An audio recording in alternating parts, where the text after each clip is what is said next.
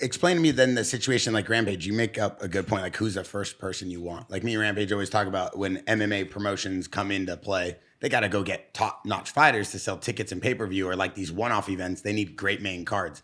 How did you decide then the positioning of Hulk Hogan? Because if you already had him, how did you decide, all right, we're going to turn this babyface American hero, larger-than-life character heel? Like, how do you decide that? That's a really interesting story, and Darren Prince and I and Matilda were talking about that on the way over here, because it wasn't my idea. Oh, wow. Right? Now, this is a fascinating story, and I'll try to do a good job telling it.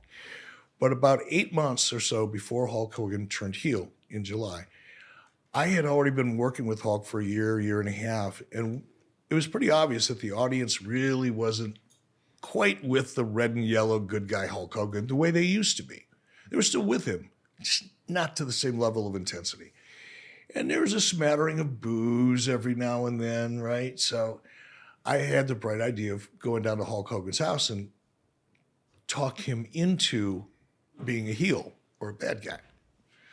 So at the time I had my own plane, I was a pilot. So I flew down to Florida and went to Hulk's house. It was in the middle of the day on a weekday. Get to his house, big, beautiful home on the ocean, Clearwater Beach.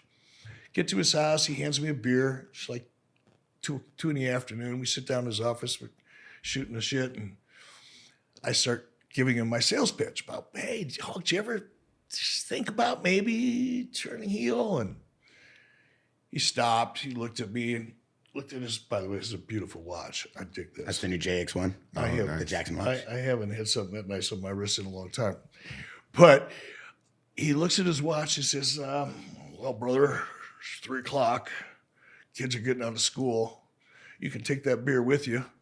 Thanks for coming by. Wow. He was upset? Not in a mean, aggressive way, but in a, okay, I've heard everything I need to hear and I got other stuff to do, so thank you for coming by so long. He was very polite. I've never been thrown out of somebody's house that politely That means in my beat life. it, Rampage. That means beat it. Yeah. When he said, I got to go get my kids, that was my cue. And then, now fast forward. So now we're in 1996. We're in probably probably September and April, May 1996. We've got the wrestling story going on where Scott Hall comes down through the crowd. You don't know who I am, or you know who I am, but you don't know why I'm here thing. And the following week, Kevin Nash shows up, right? And they tell everybody they got a third guy. Well, meanwhile, Hulk Hogan's here in California on a mountain somewhere north of LA shooting a movie called Santa with Muscles. And he was like, you saw the movie, did you? I knew it. I could tell by that chuckle, Rampage. So he couldn't leave. So I fly down. He calls me up and says, hey, man, I want to talk to you, about what we're doing creatively, because he wasn't scheduled to come back until like October. So I said, sure, I'll fly. So I flew into LA from Atlanta, rented a car, drove up to some mountain somewhere in the middle of freaking nowhere. And I walk into his trailer, right? It's late. It's like 11 o'clock, 11:30. I'm beat from flying all day. I go to his trailer, open it up, and it's just like a haze of blue smoke. He's in there with a box of Cuban cigars and a case of beer on ice. So we sit down, catch up, small talk, nothing big.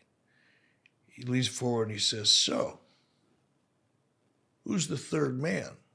Because that was the mystery, right? Scott Hall and Kevin Nash had a third man, and we don't know who it is.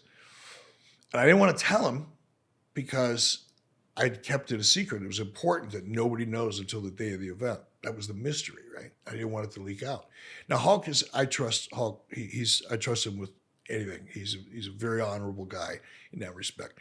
But he also is like a child when he gets excited. He can't help but to share stuff that he probably shouldn't. And he doesn't, and he gets so caught up in it, sometimes he knows he should do it, but he doesn't know until it's too late. He already spills the beans. So I didn't want to tell him. It was kind of like the Ted Turner thing. I didn't want to answer the question because I didn't know how. So I said, well, Hulk, who do you think it should be? Answer a question with a question gimmick, right? And he leans forward again. And whenever he does this thing, when he strokes that Fu Manchu, then you know the leg is about to drop, one way or the other. He goes, you're looking at him, brother. Went, whoa, didn't see that one coming.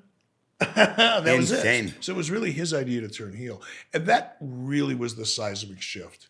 Like, we were competitive with WWE before all that. You know, they'd win one, we'd win. It was back and forth. But once the NWO thing hit, Hulk Hogan turns heel. Different story.